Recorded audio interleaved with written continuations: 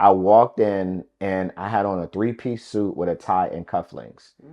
And a white male manager said, "You're not important enough to be dressed like that here." Yeah.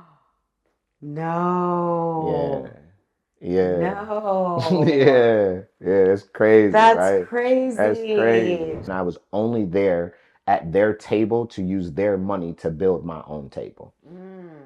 But unless you really sit down and do your inner work, I would have never been able to solve. So I would have been walking around triggered about doors being closed forever if I hadn't done my inner work. Because everybody can't be a billionaire. Somebody got to Hmm. be a janitor, right? No knocks to either one. Ultimately, I want my people to be their best. And as a leader, I'm a coach.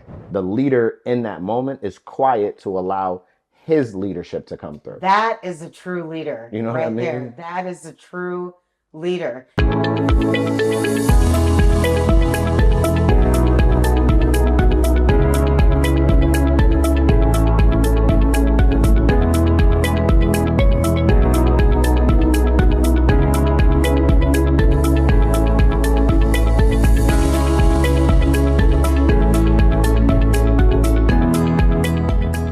Hi, everyone. Thank you for joining us today for an episode of Breaking Rank, the podcast where we lead without permission. I am here today with Shomari James, who is the co founder and CEO of Equity Now. Hey, Shomari. Hi, how are you? Good. Thank you so much for joining us today. I'm so excited to have you here. I have a lot of questions for you, All right. and I want to just kind of dive in if that works. Yeah, yeah. First, the pleasure is mine. No, thank you for allowing me to be on your podcast. I'm honored and I'm humbled to be here. So thank you. Absolutely. Thank you. Well, I was actually referred to you by a very close friend of mine who I have a lot of respect for, and she is usually involved in things that align with her values. Yeah. And she's been aligned with Equity Now for a while. And so I just want to get some background into what is Equity Now? How did you start it? How would you introduce it? Good question. But first, I'm gonna say that she is the GOAT, Hmm. and she is a G, and she's absolutely solid. Let me say that first. Yes, Sophia. Yeah, she's dope. She's dope. So Equity Now is a non-for-profit charter management organization that delivers financial education. And our goal is to be the premier financial education organization that delivers financial wellness to children and families all across the globe. Hmm. It came about, honestly, kind of like the conversation Lamar and I was just having, right? Working for corporate and doing things for corporate and working for someone else, we felt that we weren't, my wife and I, making a large enough impact. So we Hmm. started a for-profit organization, which is Equitable Inc., which still exists, consulting organization, but that just wasn't enough. So then we moved into the idea of a charter school and a not-for-profit organization so we could have a larger reach. Okay. So you created Equity Now. What target demographic or, are you targeting for that? Everybody. Okay. We feel that financial wellness is important for every single person on the planet. Now, there's studies that show when someone comes in and you're looking to hire individuals, you typically hire individuals who look like you, right? Hmm. So our people, our folks, the culture, there is a level of information and a lot of information that has been kept from us for a very long time. Hmm. So obviously, first, my inclination is to deliver to communities and families that look like me, but we don't obviously discriminate against anybody. You want to learn about financial wellness and be financially whole, then come see us. Awesome. So I want to know more about you Okay. because even just in the short time that I've known you, you seem like a really cool person. I appreciate that. And so I want to know, how did you grow up? Yeah. So I earned the name kicked out at one point, because I got kicked out of almost every single school that I went to. I think Mm. every school that I went to. So Shamari was no different than any other kid growing up in the hood. My mother and father, I had a household with my mom and dad. I was blessed, absolutely. My mom is and was growing up my rock. She was the one who said, "Hey, listen, go to school, get an education." She literally, when I was in college, she would bring jobs, postings, and put them on the refrigerator to show me how much money I could make to keep me motivated Oh, to go to wow. school. My dad, on the other hand, He was a hustler. He was a grinder. He was a Mm-hmm. G. He was like, I don't care how you get your money, be a man and go get your money. So the combination of that and as a Gemini just fueled me as a young kid to always be my best, Mm-hmm. and move with a level of confidence that if I was a white male in this world, that level of confidence would just be seen as confidence. But as a young black, curly haired, caramel kid in school who don't like to sit down, Mm-hmm. always getting kicked out because that energy and me wanting to always grow and learn, it didn't fit the typical public school system. So Mm-hmm. growing up was it was absolutely rocky for me. Getting kicked out of schools like literally all of the time. But it was a part of my journey and I wouldn't change it. It helped me to be the man that I am today and I'm proud of who I am today. That's great. And you mentioned Gemini. Yeah. So is that, do you feel like your astrological sign has played an impact or played a part in who you are today? Yeah, absolutely. And I think individuals, because first, all glory to God, right? Mm-hmm. And some individuals think that that could be mutually exclusive. You can't believe in God and believe in astrology. I completely disagree. Mm-hmm. God protects me, keep me grounded, and slaps me around when I am getting arrogant and going Mm-hmm. beyond just being confident. But as well, I believe in the astrology and my sign and being a Gemini and the things that innately happen inside of me that I can look and I can see representative of being a Gemini. So I believe in both. God keeps me grounded, but I could see my Gemini personality quite often. How does your Gemini personality manifest itself? Ooh, good question. I oftentimes speak in the third person. So Okay. it is Shomari, who is like the 100% business dude, like always on point, business, Mm-hmm. solid, take him into the boardrooms. Then there is Mari, which is my nickname, which is most of the individuals who I grew up with call me Mari. And that's the guy that's kind of, a little eclectic. He can give you that chip on his shoulder. Mm-hmm. Not as business as Shomari. He'll give you, you know what I mean? You spit fire, it's coming back at you, right?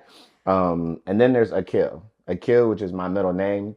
He is the dude that I mostly keep away.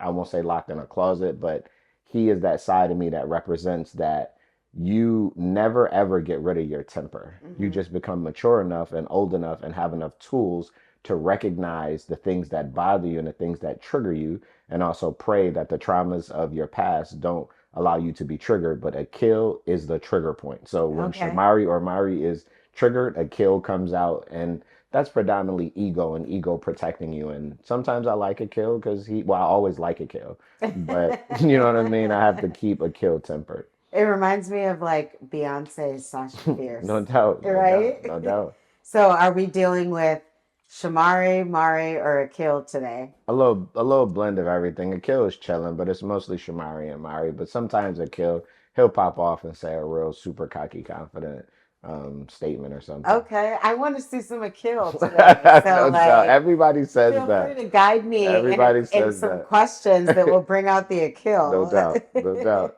Definitely. So you grew up and had different, I guess, examples of leadership, Yeah. right? With your mom and your dad. Yeah. And at some point, those different influences of leadership converged Yeah. and created what you are, who you are now. For sure. Who would you say was the biggest influence in helping you create equity now? Yeah, I don't know if I have just one. Mm-hmm. I think it would be unfair. I originally had a trilogy and then it turned into four. As I mentioned, my mom was my rock, Mm-hmm. right? The one who was coming with all of the logic of what not to do to make sure we stayed on a positive, productive path. Mm-hmm. My dad was the one who said, push the limits, like go for it, do what you need to do. He broke traditional norms in the 70s and 80s. I would come home and my dad would be cooking. You Mm-hmm. know what I mean? And my mom would be tying up the trash. Yeah. But that's not what TV showed you. That's not what the Huxtable showed you, right? The mom is in the kitchen cooking, right? So just fundamentally to be able to see a man who is a man's man, but gives two shits about what the anyone would think about him. I Mm-hmm. like to cook. I like to do these things. You do the things that you like to do. But then there's also my father-in-law who I've known since I've been in high school because I met my wife in high school. Mm-hmm. And as we started to grow and our relationship started to grow, he started to show me, based off the dichotomy of my mother and father, when you begin to get in a space when you can afford things, here's nice things. He was the first person to show me a house with an elevator in it. Oh, You wow. know what I mean? So you can Yeah. have all of these dreams and get this money, but if you can't see it, oftentimes you can't become it. Mm-hmm. And then there's Roger Strother, who is my mentor, who taught me how to actualize it. So he said, listen, I know you like real estate. I know you're doing some things in the streets, but let me show you how the stock market works. So the four of those individuals, the combination of the things that they instilled to me, I make sure that I pump those into my company, Equity Now, and the leadership from that. Their leadership styles are all blended inside of me. What made you passionate about teaching people financial literacy? So everybody has a money story, Mm-hmm. and there's always some type of trauma associated with money, especially in our communities.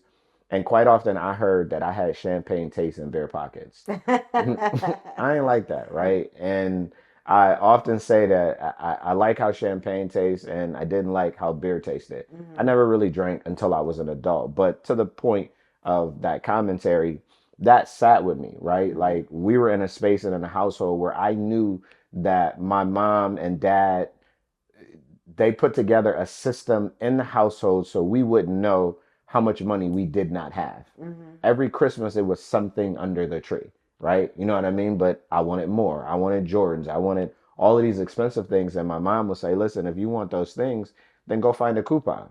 My dad would say, man, go hustle, go get you them sneakers. You know what I mean? Go get them Yeah. things. So, um, seeing that, feeling that growing up and being pushed to go out to do things early on that weren't necessarily positively productive, or the things that I'm not going to say I'm not proud of, nor do I regret, but they were things that we did that we shouldn't have done. Mm-hmm. I don't want any child, any individual to not have the knowledge similar to how I didn't have the knowledge to be able to grow in my financial wellness. So I'm just a teacher by nature. My entire career has been in industrial engineering from a Mm-hmm. support role perspective. I'm the oldest, so taking care of my little brother when my dad was in and out of the house. Mm-hmm. So it's just natural for me to teach. I want to see people grow. I fundamentally believe a rising tide raises all ships. I tell people a lot of times, I don't need nothing from you. I just want to see you win. But oftentimes individuals, they can't conceptualize that. Yeah, that's so true because a rising tide floats all For boats sure. is another thing that a way that I've heard it communicated. And there's always this competition. There's always this like struggle of if they're winning, I'm not winning, Yeah, instead of we can all win together. absolutely. And that is one of the biggest things I think that keeps Black people in particular down is because we're competing Yeah. against each other instead of lifting each other up. Yep. And I've seen so many examples lately of really powerful leaders, Black leaders in the community that are really trying to build up the whole community. Yep. And you are one of those I leaders. appreciate it. Yeah. So what made you decide that you wanted to go from, you know, your own personal beliefs to bringing this out to the broader community? Yeah, good question. And just one quick note. I believe competition is a good thing when done right. Mm, So my brother and my cousin and my friends, we compete all the time, mm, but we positively compete. I want to see your growth. How many contracts did you sign today?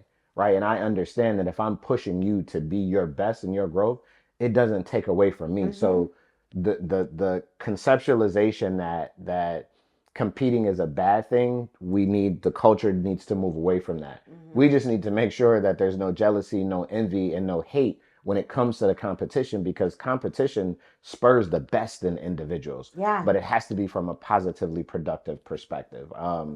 So in answering wait, ask the question one more time because I done went off on a whole tangent answering a No, different question. that was great, but it was just kind of how do you go from where you're at Yeah, to wanting to bring your knowledge and your yeah. expertise to the broader community? Yeah, good question. So beliefs drive behaviors and behaviors drives results. Mm-hmm. So what you believe in is going to drive your behavior, Mm-hmm. and then that behavior is going to drive the result, right? So my belief is that we can all win. My belief is I grew up in a two-parent household where it wasn't always rocky in my household, but I also was able to see the small connections that they had to help each other win. Mm-hmm. That if we can do this together, we're stronger together than we are apart. So Yeah. that's a holistic belief in me. So the behavior that comes out of that belief that I have is teaching other people, is a rising tide raises all ships, Mm-hmm. is being in a role where I can support individuals and help individuals. Another piece to that beliefs drive behaviors. I've had a trajectory in my life where there have been several individuals, the majority of them older than me, who held a ladder of success for me. Mm. And I climbed up that ladder and then I reached my hand back to say, hey, it's your turn. And they said, no, kid, that was for you. All I'm doing is holding this ladder steady, and there's someone else that's going to be holding another ladder. Oh, So that wow. feeds the belief for me that I Yeah. am here to do that for other individuals. Oh my goodness. I love that example Appreciate so it. much. That Appreciate it. is, it's so inspiring. Appreciate it. Yeah. So, what is your ideal client profile? Like for people that are looking for financial literacy or just some of the services that Equity Now provides, what's your ideal client profile? Yeah, really good question. And we were having this question because my business coach was pressing me on this about TAM and total available market, right? And Mm-hmm. what is the ideal client? And really, when you break it down for me, outside of demographics and money and things of that nature, the ideal client is someone that is willing to pay the cost associated with getting the knowledge that we Mm-hmm. can deliver Mm-hmm. for whatever that means. Because Mm-hmm. pay doesn't mean that you have to pay a lot of money. But the ideal client specifically for me is one that is interested. I don't want a tug and pull relationship. I'm not pulling you to this information. If I have to pull you to the information, you're not an ideal client. I Mm-hmm. want you to yearn for this information. I want Mm-hmm. you to want to be financially well. I want you to understand that you are here to build legacy and you are designed for greatness. So therefore, something that we have can help you get to your goal. So that's my ideal client, not a race, not an amount of money, Mm-hmm. not where they are in the country. It really distills down to you yearning and wanting to grow and get better. Yeah. And I want to bring this a little bit more to the breaking rank side, Yeah. because I feel like someone in your position who's gotten where you've gotten had to break rank in some way, shape, or form. Can you share a moment in your career or your career journey where you've broken rank and really just decided that things weren't working for you and you had to pivot and deliver something different? Oh my goodness, how long we got on the podcast, man? How long do we have? I have a few stories that present trauma that no longer trigger me, but Mm-hmm. push was the predicated that breaking rank. I came in, so I started the National Society of Black Engineers Mm. at Buffalo State College. First one brought it in, Dr. Fenty, shout out, may she rest in peace. She was the advisor that helped me. So I was leaving a conference, and NSBE individuals, we get dressed, National Society of Black Engineers. So I came to what is UPS now, before it was United Parcel Service, Big Brown. I was working there as a Mm-hmm. management trainee. I walked in and I had on a three-piece suit with a tie and cufflinks. Mm-hmm. And a white male manager said, "You're not important enough to be dressed like that here." Yeah, No.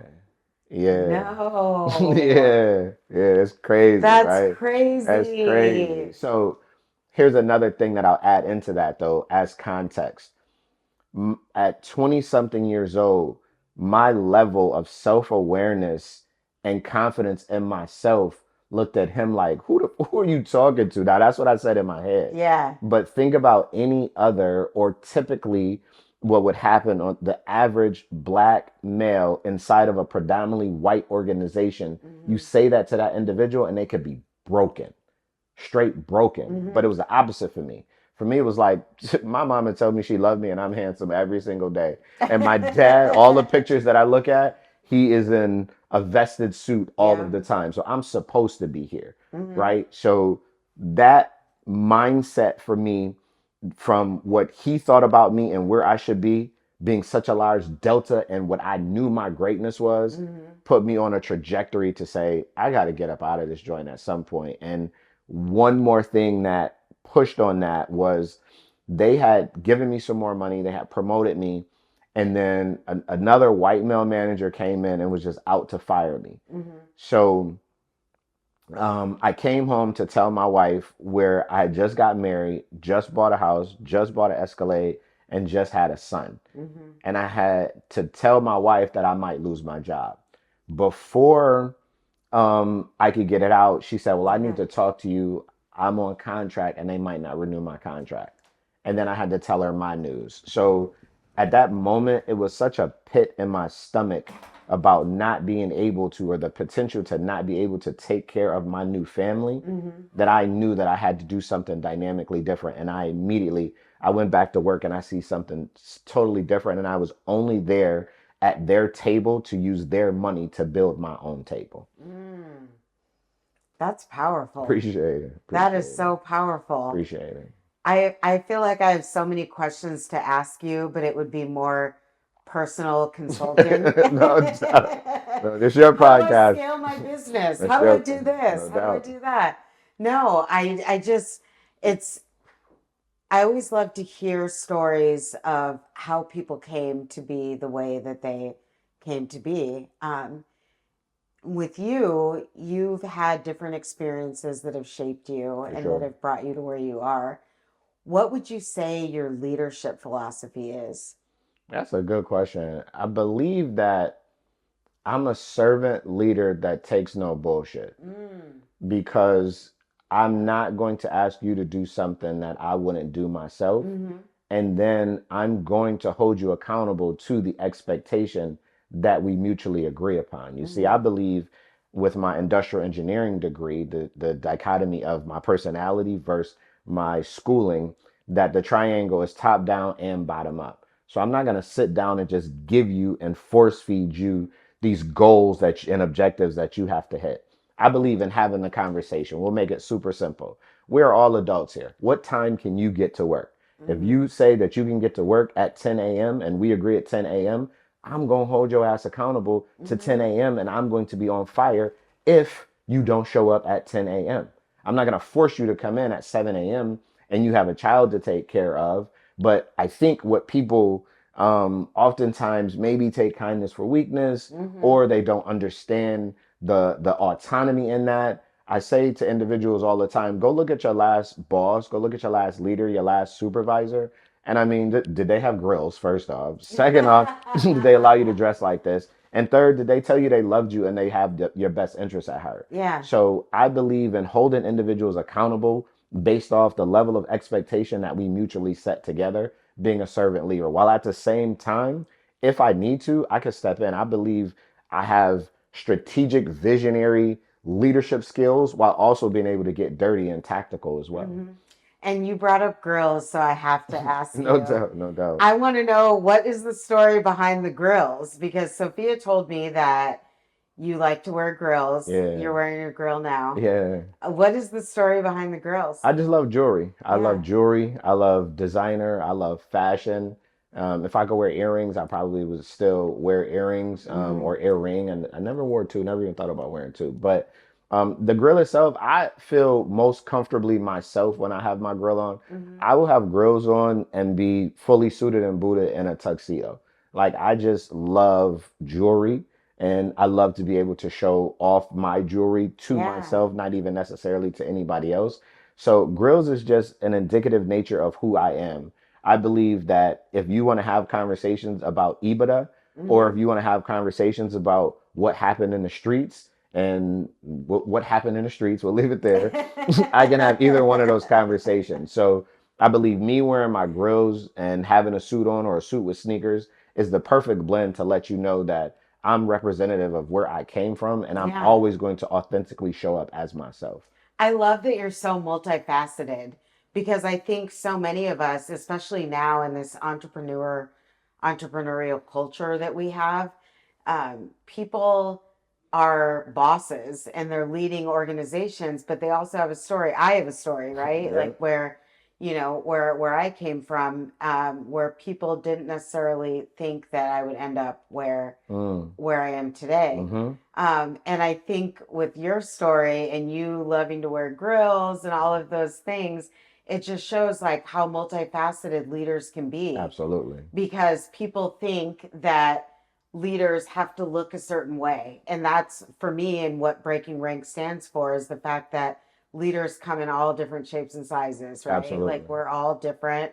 We all have different stories that impact us and that shape who we became. Absolutely. Um, and with you, I feel like there's a story somewhere in here. Lots of stories everywhere. Yes, I feel like there's a story in here somewhere of some pivotal moment that really shaped you into who you are. And I want to hear the hood details. Oh Like, I man, want to know what happened with you. And I don't even know if something happened, I'm for just sure. guessing. But what happened with you on the hood side that made you become the leader that you are today? Yeah, good question. And I'll answer that question, hood side. But I also want to say to the leadership piece, the only constant is leader leading as a leader, Mm-hmm. right? So everything else shifts, Mm-hmm. right? Like the only thing that works all the time is a good leader because I am who I need to be in the moment for that leadership opportunity. So when Mm-hmm. I'm in the boardroom with my team and I need to allow my director of finance to lead this moment, even though I'm itching to say something, the leader in that moment is quiet to allow his leadership to come through. That is a true leader You know what I right there. mean? That is a true leader. You don't always have to run the show. Mm-mm. A leader understands when other people need to step up to the plate Absolutely. and do their thing. Absolutely. Yeah. And allow them the opportunity to shine without you overshining them, without Mm-hmm. you showing support for them. Just let them go. And then the opposite of that is when you do have to step up in a multitude of scenarios, walking into a boardroom and letting individuals know, I know my shit just as much as you do. Mm-hmm. And even if you know mine, you don't have, while you have my recipe, you don't have me. Or another one, which happens a lot of the time when you bring others in with your team and you are the leader of that team, but then somebody only wants to direct the conversation to only you. Mm-hmm. I got a whole team here.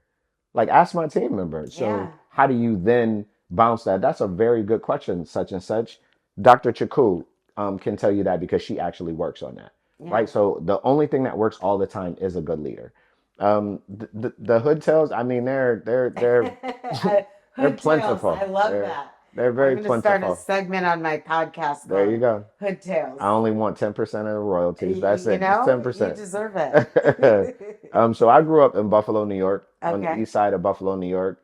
As I said, I got kicked out of every single school I ever went to. Similar to what you just said, um, it feels good to actually become who and what you are when individuals said Hmm. that you wouldn't be anything. And based on the behavior that I displayed and how the system is set up for us based off of what we look like and how we act and what they want to produce and market, because everybody can't be a billionaire. Somebody got to Hmm. be a janitor, right? No knocks to either one. But growing up and being in the hood and having the metacognition to see the things that are going on around me, it if there were a moment, it was a multitude of spaces where I had to step back and see the decisions that I was making weren't ending up where they would lead to a place where I didn't want to end up. Hmm. Right. So whether it was a fight that I was in, whether it was a house party that I was at, and I know that I shouldn't have been there, I started to have these dreams, these thoughts, these ideas, these visions where I would see my trajectory and my path based on the decisions that I'm making. And that Hmm. got scary for me, right? So, I mean, we outside, we on the block at, you know what I mean, one Hmm. o'clock in the morning eating a pizza pocket when I ate pork. I don't do pork no more. And then it was okay, but it got to a point where I started to say, well, what does this trajectory look like ultimately? regardless of what anybody is saying to me, because folks is like, Shamari, you're not gonna make it to 16, you dead or in jail, bro. Mm. I turned 49 this year and 50 next year, and 50 is gonna be crazy. But anyways, I digress. Yes. Can I be invited to that Absolutely, party? absolutely, Yes. absolutely. So there was just a multitude of scenarios that took place in my life Hmm. where there was the opportunity where I could have been extremely harmed, lost my life, gone to jail, and I started to get into a space where I was very reflective of the choices that I made. One of the biggest things, or maybe two or three of the biggest things, one was getting married to my wife, and my wife was like, I'm just not going for this shit no more. Because Hmm. we've been together through high school. So she, as I matriculated, she could see the person who I was and who I was becoming, whether right, wrong, or indifferent. And my wife is a Gemini as well. And she didn't bite her tongue about where I was. Yeah. Then the next largest thing, where I was and where she thought that I and we should be. Once I had my son, I realized that I no longer live for myself. And that realization of having to not just take care of your wife, but now you are responsible for a living, breathing thing. I don't Hmm. have a green thumb. I got a couple plants that do really well, and then I got a lot of plants that don't make it. I have Right? fake plants. No, no. But So there this, you go. but this, I could not let this young thing that did not ask to be here in this world fail. So Hmm. we did the very best with what we had. And it was a pivotal point for me to say this trajectory of the streets is not going to set this individual up, Shomari Ataj James, up for success, because this isn't the lifestyle and the path that I would want him to follow. Mm. No, that's powerful. Yeah, appreciate it. Yeah, and I think a lot of people can relate that they have big life changes, marriage, having a kid, that shapes their belief systems and Hmm. shapes how they, um, go through life. Hmm. But I think with you, you experienced these things but chose a different path. You chose the path of a leader. Hmm. And I'm always interested in how some people just go through everyday life, they see problems and they're like, oh, that sucks. Yeah. You know what I mean? And move forward. Yeah. Other people go through life and they see problems and they're like, something needs to change. And I'm Hmm. going to be that agent of change. And I'm going to try to make things better for the next people so they don't have to go through this again. Hmm. What was that moment in your life that made you decide that you weren't just going to absorb all of these lessons Hmm. that you've learned, but that you were also going to pay it forward? Yeah, good question. I'll provide some context because it was still really difficult. This is only a Mm-hmm. what, a 30, 40, maybe hour long podcast, right? So we Mm-hmm. don't have time to go origin story. But the when you talk about it on the podcast, it's like it was this immediate switch. It was not. I was hard headed as hell. I fought it like crazy Mm-hmm. because it's the dichotomy and the battle of ego. Ego is always going to protect you until you do enough inner work to where you recognize the ego protecting you. One of the Mm-hmm. things that helped me was, I won't say his name because I'll say the story. He wanted me to go out and speak to his network. He had a network of thousands of individuals. I was young coming up. I think I was maybe in my 20s at that point. I said, cool, I'm gonna go, but then I would still go back, and be on shit. You know what I mean? Mm-hmm. So he brought me to a restaurant, and we were having breakfast. And he said, "You really think like this is cool, bro?" He like, "Listen, man." He opened up his little briefcase, and at this point, I think he was probably about 55, 60, Mm-hmm. probably about pushing 60. And he opened it, and he had a gun inside of the little attache Oh, case. wow. He says, "So is this the life that you want?" He said, "Because I know about this life. Like, but I'm trying to show you something different. I'm trying to show you who you really are and who you really could be. But Mm-hmm. if you want to take this and we do some, like, let's get it." I'm like, "Man, you ain't doing nothing, old man, with that gun. What you doing with that?" But it wasn't the point of whether Yeah. he was or was not going to do it. It was the push and the press for him to say, make your choice, bro. Red pill or green pill. You know Mm-hmm. what I mean? Red pill Mm-hmm. or green pill. And at that point is when I started to, again, have more push into a realization that you got to get your stuff together, Shamari. You have to get your stuff together. Yeah. Did I answer that question for Yeah, you? you Okay. did. All right. What is the best piece of leadership advice that you would give to anyone who's looking to maybe step in your shoes one day? Yeah. I don't believe in the traditional sense of how everybody say it, be humble. Humble is some BS. Like it's so the way they talk about it is so BS.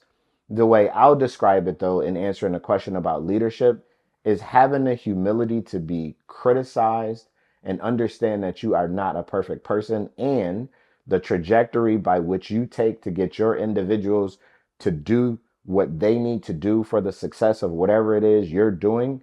It is a long road with a lot of coaching and counseling. Being a leader is not for everybody, right? There are a lot of managers. Management is a science. Oh, Standard you're operating preaching to the procedures. choir here. It Yes. is almost anybody can manage if you, especially now with Chat GPT, right? Like you can manage, but from a leadership perspective, you have to understand that leadership is an art, and art has a canvas, and everybody's canvas is different. And if you're not interested in being a leader and getting to know the individuals and what makes those individuals tick, positively and negatively, and how to talk to individuals, that sounds real broad. Some individuals on your team or that I lead love public recognition and others do not. You are not a good leader if you consistently publicly recognize in the meeting the individual who does not love public recognition. That's not management. That management is the science of it, and how do you write down the SOP on how we actually recognize somebody. Leadership is getting to know that individual and their likes and dislikes and what gets them motivated to run through a brick wall for you. And that's not for everybody. Now, lots of people use this leadership and they talk about emotional intelligence and EQ and the match. If you are not in a space, and I believe me being an empath and a Gemini and one who sits and wants to see individuals grow, helps me as a leader because ultimately I want my people to be their best. And as a leader, I'm a coach. At the end of the day, I'm still coaching. I coached football when my son was coming up. I coach my folks to be at their absolute best because it's not my job as a leader to light your fire. Your fire has to already be lit, but I can fan it and I can help you and I can grow, help you to grow. And if you're not interested in that work, until we have Tesla robots working for us, you're not built to be a leader because a leader is all about people, and it almost has nothing to do with management and has everything to do with the art of dealing with individuals and their many different moods. That is the clip right there. I Right appreciate there is the it. clip because I've said so many times in Breaking Rank that leadership does not equal management. Not at all. Being a manager of people or projects does not make you a leader. Absolutely There not. is a huge difference, and you said it I perfectly. So appreciate it. I I'm appreciate going to it. be using that in one of my Absolutely. promo I clips. didn't sign off FYI. on nothing. No, I ain't Hey, signed nothing here. So hey, I'm just hey, messing with you. hey, Just joking. Just hey. joking. No, this was so great. Appreciate it. So, just to kind of close it out, what advice would you give to anyone? I'd ask kind of what your leadership advice would be, Yeah. but what advice would you give to anyone looking to scale up in this world Yeah. Good to question. make something out of nothing, or to grow, to scale up, from where we're at, like from for me, hmm what advice would you give me? I would give you or anybody else the advice to do your inner work. Mm, The very first thing let me not say the very first thing, what is very key and important, because I haven't always been on this journey and I did see some success. mhm, However, once I became in tune with myself and doing my inner work, praying, meditating, making sure I'm doing check ins, journaling, mhm, I am not recommending to anybody any one religion by any stretch of the imagination. I'm more spiritual than I am religious, but it is power when you believe in something that's bigger than yourself. mm, And then when you have the metacognition to look introspectively, to be able to say, these are the things that make me feel bad spiritually, mentally, physically, and financially. And when you can get to that point where you can recognize when, whether you're talking in the third person or not, but you can recognize that you're leading with ego, mhm, and when you lead with ego, oftentimes you're not listening. And we need to more listen to understand mhm, rather than to respond. And quite often, we listen just to give a response Yes. all the time. So Yes. the advice I would give is regardless of business, regardless of what you're doing, regardless of family relationships, take the time to sit and reflect and find out what it is that makes you tick. What are your traumatic issues and events that happened in the past that you don't even know are making an impact? I know you said we're closing out, but I just want to make that literal really quick. Yes. I have a story in my journey that I found out closed doors was an unknown trigger for me. Mm. So, my dad, when my mom would kick my dad out the house, I knew that he had came back to the house unwarranted and shouldn't have because he would leave a door open. Mm. So I would come home from high school and be like, the door's open, something's gonna be wrong in the house. Mm-hmm. Or I go to my bedroom, door's open, he done took something out my bedroom. Yeah. That's 16 years old. I'm an adult. I own an organization. I walk through my halls and I'm closing all of the doors. Mm-hmm. Now I can always, because before I recognize what that trauma was, I can make an argument to any of my folks, you need to close your door because you have sensitive information. It's not their fault. It's Mm-hmm. my trauma that is associated to why I'm forcing you to close the door, which may cause friction between us, which is not your friction. Mm-hmm. It's my friction. But unless you really sit down and do your inner work, I would have never been able to solve. So I would have been walking around triggered about doors being closed forever if I hadn't done my inner work. Mm-hmm. So we don't know what we don't know until we go and seek it. And it's really difficult work. But once you start to get on the other side, it's very powerful work. And I believe Yeah. because of it, I'm unstoppable. Wow. You're I amazing. appreciate it. You I are appreciate it. amazing. I'm so glad to have met you and had the opportunity to interview you today. Appreciate it. That is awesome. Appreciate it. Thank you so much, everyone, for joining us for this episode of Breaking Rank. If you want to get in touch with Shomari James, how can they get in touch with you? I'm all over social media. The easiest way to get at me is shomarijames.com, which is my website. And that's SHOM as in Mary, ARI, James.com. But otherwise, Shomari James on all social media. Great. Thank you so much, everyone, for listening to another episode of Breaking Rank. Please like and subscribe and share, and we hope to see you on the next episode.